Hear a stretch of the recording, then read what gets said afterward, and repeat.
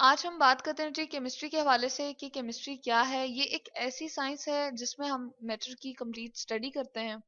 अब मैटर की complete study से सबसे पहले हमें ये पता होना चाहिए कि मैटर खुद क्या है। हर वो चीज जो हमारे आसपास मौजूद है, जो अपना वजन रखती है, यानी कि उसका मास होता है और वो स्पेस भी ऑक्यूपाई करती है, तो उसको हम क्या कहते हैं जी? मैटर कहते हैं।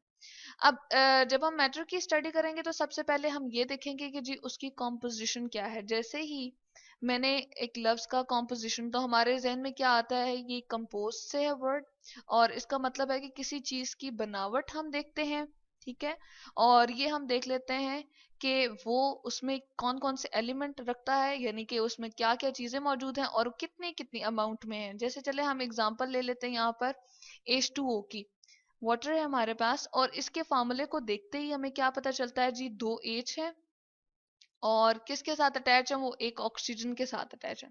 तो प्योर वाटर जहां से भी हम लेंगे, चाहे वो जग ग्लास में हमारा पड़ा हुआ पानी है या किसी पॉन्ड में है, उसमें हमेशा रेशो क्या होगी जी? हाइड्रोजन 2 अमाउंट में होगा, यानी कि उसके दो एटम होंगे और ऑक्सीजन का एक होगा। तो ये है इसकी कॉम्पोजिशन, यानी कि वाटर की केमिस्ट्री कॉम्पोजिशन के हवाले से हमने इस तरह से फाइंड की है। अब दूसरी जो हम मैटर के हवाले से स्टडी करते हैं वो जी प्रॉपर्टीज होती हैं। प्रॉपर्टीज क्या होती हैं जी? खसूसियात, यानी कि एक चीज दूसरी चीज से किस हवाले से मुख्तलिफ है। जैसे हम कहते हैं कि जी उसकी शेप को चले देख लेते हैं कि एक की शेप जो है वो डिफरेंट है। प्रॉपर्टीज भी आपके पास दो तरह की होती हैं। अब कौन कौन सी होती है? एक होती है जी फिजिकल, और एक होती है केमिकल। फिजिकल जैसे नाम से हमें पता चल रहा है, किसी की जाहिरी सूरत के बारे में, यानी कि जाहिर के बारे में हम बात करते हैं। तो सबसे पहले हम क्या देख लेंगे जी? उसका चलें कलर देख लेंगे। जैसे अगर हम पानी का कलर देखें तो हम कहते हैं उसका कोई कलर नहीं होता, वो कलरलेस है। लेकिन ऑयल वगैरह जो हम घर में यूज कर रहे होते हैं, वो हमें क्या लगते हैं? येलो से कलर के होते हैं, तो उनका कलर है। उसके बाद हम जो चीज देखते हैं फिजिकल प्रॉपर्टी में, वो है ओडोर, यानी कि उसकी स्मेल कैसी है? वो स्वीट स्मेल में है या उसकी स्मेल बुरी तो नहीं है। तो जैसे हम बनाना या एप्पल वगैरह फ्रूट्स होते हैं, वो भी मैटर हैं क्योंकि जगह घेरते हैं और वजन रखते हैं। तो उनकी स्मेल हम देखते हैं तो वो क्या होती है जी? जब सूंघ के देखते हैं स्वीट स्मेल होती है। इसके बाद जो हम प्रॉपर्टी की स्टडी करेंगे वो है हमारे पास टेक्सचर। और टेक्सचर क्या होता है कि किसी की सतह को हम छू कर देखते हैं या उसको टच करके देखते हैं वो कैसी सतह रखता है। जैसे पत्थर को अगर हम टच करते हैं, स्टोन वगैरह को, तो उसकी सरफेस बड़ी रफ सी होती है। लेकिन आपके पास जो टेल्कम पाउडर होता है घर में, उसको अगर हम टच करेंगे तो वो बड़ा ही उसकी स्ट्रक्चर, उसके टेक्सचर को सॉरी हम क्या कहेंगे जी? वो पाउडर लाइक है। नेक्स्ट जो हम बात करते हैं वो डेंसिटी होती है, यानी कि किसी चीज को हम इस हवाले से देखते हैं कि क्या वो भारी है या हल्की है। इसके लिए हम कंपेयर कर लेते हैं, चलें एक टिश्यू पेपर और एक सोप को। टिश्यू पेपर क्या है? लेस डेंस है, बहुत ही हल्का सा है, जबकि सोप जो है वो क्या है? भारी है। दूसरी जो प्रॉपर्टीज आपके पास आ जाएंगी जी वो है केमिकल। और केमिकल प्रॉपर्टीज में हम ये करते हैं कि एक मैटर को दूसरे मैटर के साथ कंबाइन करते हैं और वो कोई मुख्तलिफ चीज हमें बनाकर देते हैं नतीजे में।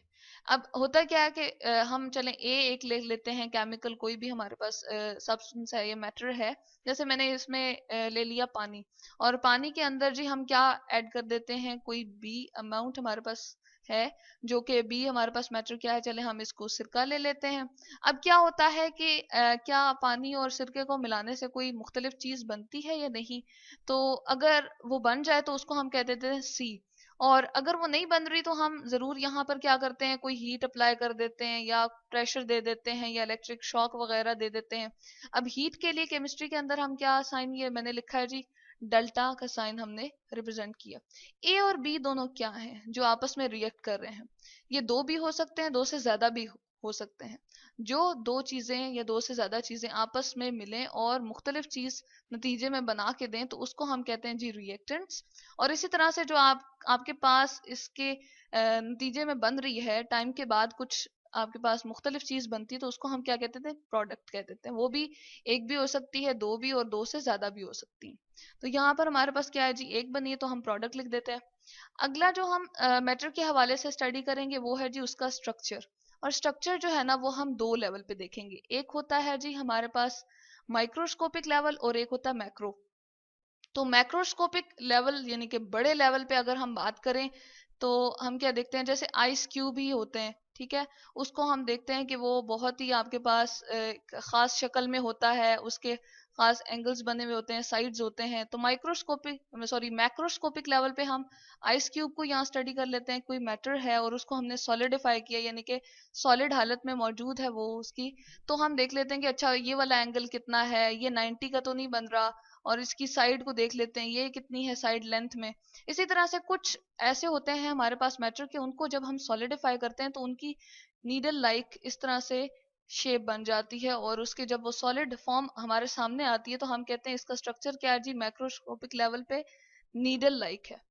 और अगर हम माइक्रोस्कोपिक लेवल पे देखें तो हमारा वास्ता किससे जाके पड़ेगा जी, एटम से पड़ेगा।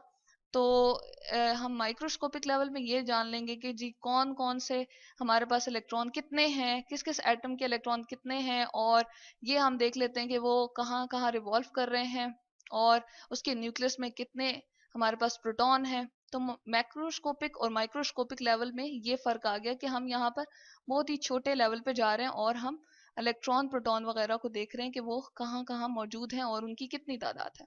अब यही सारे के सारे प्रोसेस हम क्या करते हैं जी, एक बहुत ही सादा से एलिमेंट पे अप्लाई कर देते हैं। चले हम हाइड्रोजन पे अप्लाई कर देते हैं, और यहाँ पर हम जानते हैं कि हाइड्रोजन किस फॉर्म में होता है जी, H2 की फॉर्म में होता है और गैस फॉर्म में होता है, हवा में मौजूद है। तो इसके फार्मूले को देखते ही हमें क्या पता चल जाता है कि जी इसमें 2 H हैं, तो ये हमें इसकी कॉम्पोजिशन के बारे में पता चल गया। अब जब इसकी प्रॉपर्टी हम फिजिकल देखते हैं तो इसका कोई कलर नहीं होता, हम कहते हैं ये कलरलेस, यहाँ पर हम लिख देते हैं कलरलेस गैस होती है।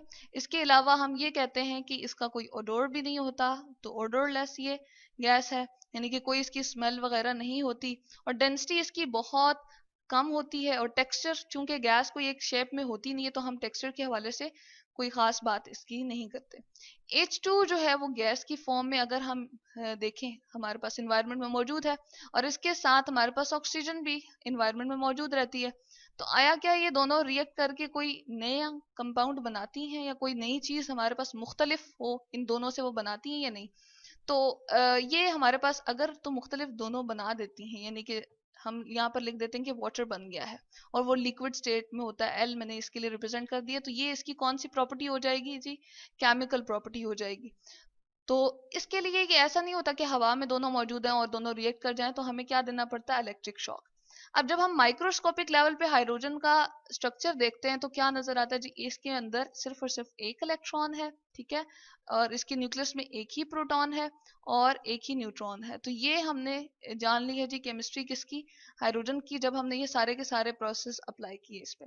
यही प्रोसेस जब हम 92 एलिमेंट्स पे अप्लाई करते हैं जो हमारे पास क्या है, नेचुरली अकरिंग है, तो उनकी केमिस्ट्री भी हम इसी तरह से